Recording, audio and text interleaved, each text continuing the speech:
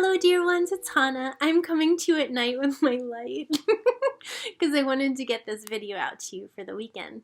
So this is part 3 in our installment about Ascension in September 2019 that Nina and I brought forward a couple of weekends ago. In this section of video, we talk all about crystals, who they are, how they can heal us, how we can best work with them. We also learned about flat earth and what that is about. The idea of whether or not we should be focusing on trying to wake other people or not.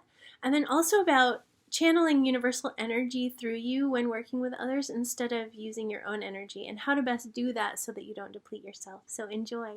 The electromagnetic pulses that you spoke of, is that something that every different crystal has? Like, do all crystals emit these electromagnetic pulses? Yeah, so they're all like, I see them as beings.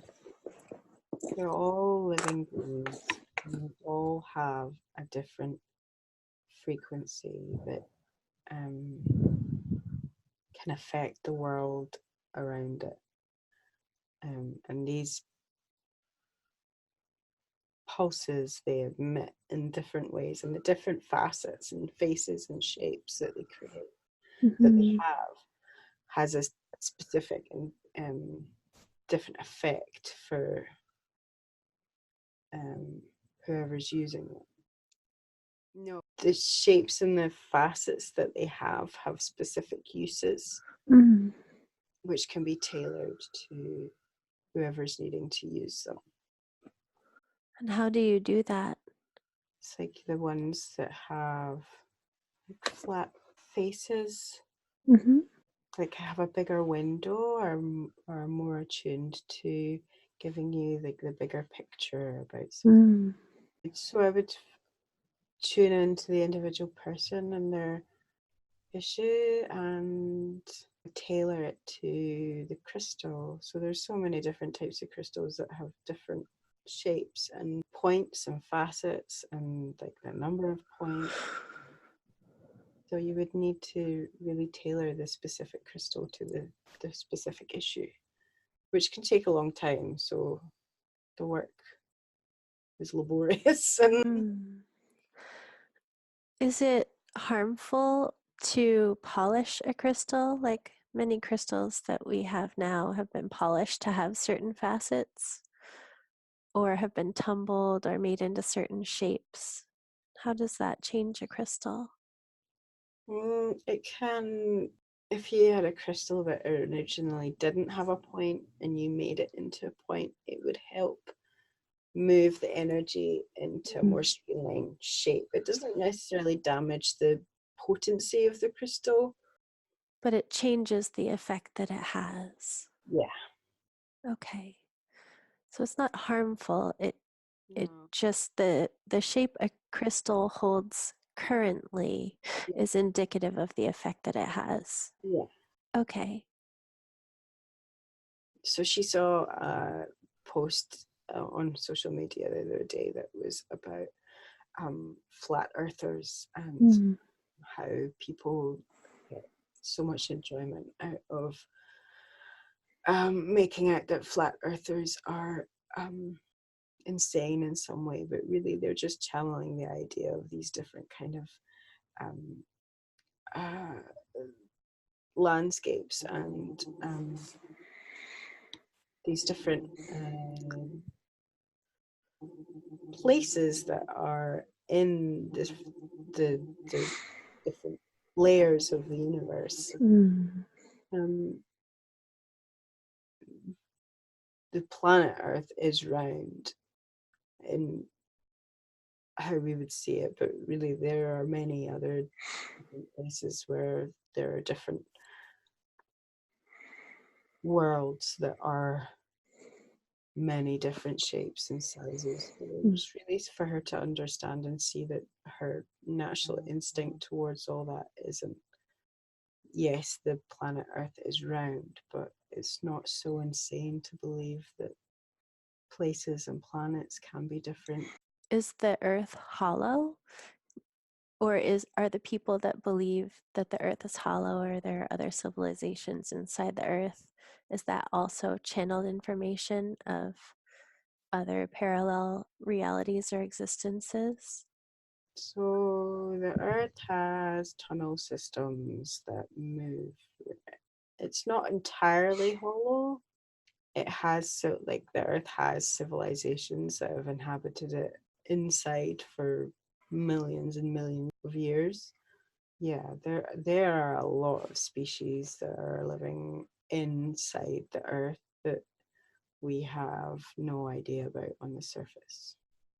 And they're currently embodied physically into those spaces, or are they on different like levels of vibration that we might not see physically from the third dimension? Yeah, yeah. I mean, we probably wouldn't be able to comprehend the intricacy of what's actually down there. Yeah, we can't even fathom it in our third dimensional layers. I mean, what could be like an entire city on their dimension, we as humans would see just a big empty space. Mm. And is Telos or Telos one of those such examples? Yeah. And is it light inside the earth or dark? It can hold a lot of light, but the natural stone of the earth is kind of, yeah, it's kind of a gray kind of color. And is there a source of light inside the earth? Yes, And where is that? the center. And what is that like? To us, we wouldn't see it as light, but to other beings in other dimensions and other frequencies, Mm-hmm. they can use that as a light source. Uh-huh. And does it have a particular color or feel, the light? Yeah, it's not like the sun's light, and it's not as bright, Mm. but the sun's light does filter down through all the gaps. So I see that something that comes up a lot um, in spiritual people in our community wanting to reach people that are at various parts of their awakening journey and wondering how we can best do that or if we should be trying to do that. It's more about planting seeds than really shaking people up. Not everybody who's on earth right now is supposed to awaken. Right. So don't worry about reaching everybody.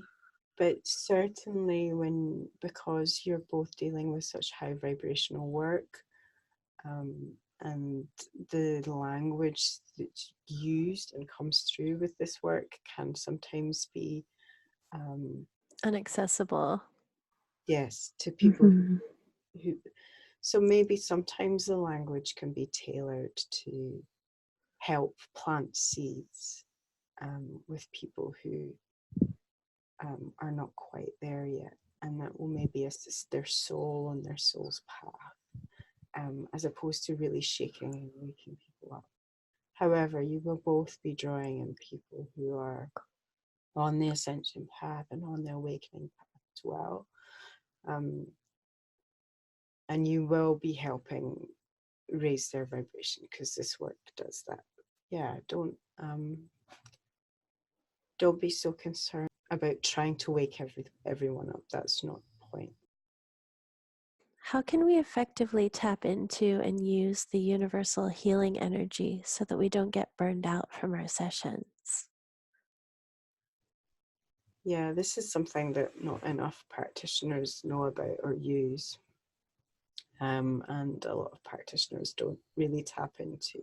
There is an abundance of energy that is available to every single one of us, practitioners and non-practitioners, healers and non-healers all over the universe use this healing energy, and it really is just as simple as calling this into your space and allowing this energy to work through you. It isn't just a case of calling in that abundant universal vibrant energy and light into her space and into her system, and allowing herself to be a conduit for that healing energy. So allowing the divine to work through her, which is a very potent way of presenting that healed state to people, and allowing them to take on that energy within themselves. So it's a very powerful tool that not enough healers on the planet are currently tapping into. And it's a feeling. Nina's getting a feeling of it now. She's getting a big wave of it now. It really feels like tingles all throughout her chakra system. Yeah, you literally just call it into your space and ask it to come through and work through you. Much like calling on an angel or a guide or anything. This is just the universal healing energy that is vibrant and abundant for all of us. Does it matter if you call it in out loud, verbally, or in your head? No. So both will work as equally effectively. And is this what is happening when people practice Reiki? It's similar, yes. It's a similar energy. It can be called Reiki, it can be called Qigong, it can be called, it's got many different names. Prana. And it's essentially the same. It's the divine working through you. It's allowing yourself to become a vessel that can hold and give. So it's always going to be going, once you call it into your space, it's always going to be in you, and you can allow it to move. You can allow it to move through you. You can allow it to fill up the space within you. You know, when people learn Reiki, they're attuned to that energy. Does it require a specific attunement, or is just intention enough? I think intention is enough for this energy. Thank you. Yeah, it's available to everyone.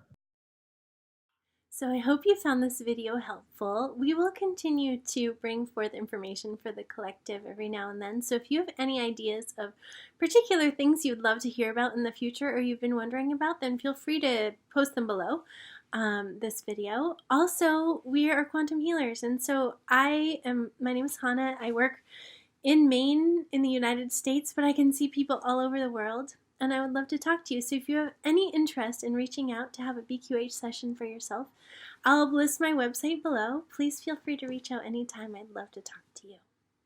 Bye.